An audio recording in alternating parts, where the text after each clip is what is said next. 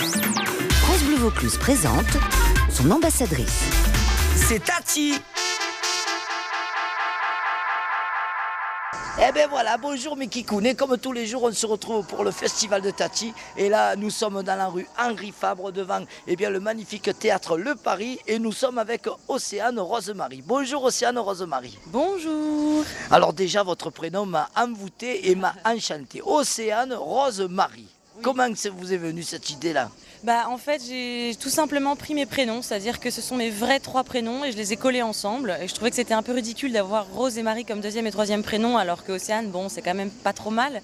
Et je me dis que vu que j'assumais mon homosexualité dans le spectacle, il fallait aussi que j'assume mes prénoms, que c'était ça l'étape importante. Ah voilà, alors justement, parlons de votre spectacle, le titre de votre spectacle. La lesbienne invisible. Alors pourquoi invisible ?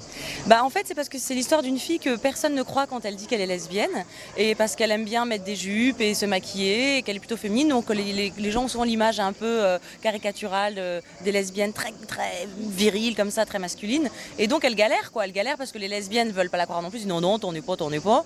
Les hétéros comprennent pas pourquoi elle dit qu'elle est lesbienne, voilà, donc c'est un peu tout son parcours initiatique. Et c'est évidemment un spectacle que j'ai écrit aussi pour changer un peu l'image des lesbiennes auprès des hétéros de façon humoristique. C'est drôle du début à la fin, enfin j'espère en tout cas, je crois. Les gens rient et que c'est vraiment tout public, quoi. C'est-à-dire que ça peut être de 15 ou même de 13 à 80 ans, ça marche sur tout le monde. Parce que finalement, ça parle juste de quelqu'un qui essaie de trouver sa place dans le monde. Et ça, c'est un peu tous notre histoire, quoi. Voilà, c'est un spectacle tout public et que vous jouez à quelle heure et dans quelle salle au Paris ? Alors donc je suis dans la salle numéro 2 au Paris et le Paris c'est rue Henri Fabre et je joue à 21h30, je suis le dernier spectacle de la soirée. Alors moi j'aimerais qu'on parle un petit peu des gens qui sont dans l'ombre. Il y a monsieur Philippe Delmas et mademoiselle Clara qui vous suivent dans cette aventure donc artistique record. Ouais. Comment vous organisez vos journées avec eux et avec le public et tout ce que vous faites sur scène ? Alors moi j'ai une chance folle, c'est d'être en effet chez Artistic Records avec Philippe Delmas et Clara, qui sont assistantes, qui assurent grave, parce qu'il y a une équipe de tractage qui s'occupe de tout le côté promo dans la rue. Moi du coup je peux me reposer, aller voir d'autres spectacles, me concentrer et tout donner une fois sur scène. Donc j'ai vraiment la chance d'être dans une super production qui fait que je ne suis pas obligée d'aller me lever le matin et d'aller tracter moi-même. Et en plus les jeunes filles qui tractent pour moi sont des bombasses totales et ça fait toujours plaisir. Elles disent qu'elles sont la lesbienne invisible, donc je pense que les gens viennent pour elle et ils sont un peu déçus quand ils me voient, mais c'est pas grave, ce qui compte c'est qu'ils viennent.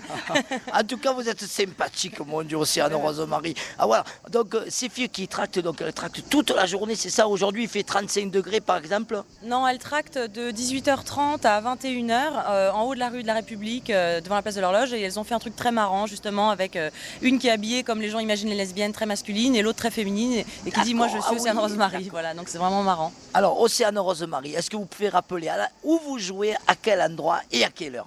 Alors je joue au Paris rue Henri Fabre tous les soirs à 21h30, il n'y a pas de jour off, dans la salle numéro 2. Voilà, alors Océane Rosemarie, ce que je vous propose, maintenant c'est de prendre le bus, on prend la ligne 4 et on va aller ensemble à Cap Sud, vous savez, sur le podium, rejoindre monsieur Serge. Ok, je vais mâcher des strings avec vous. Allez, on y va, c'est parti.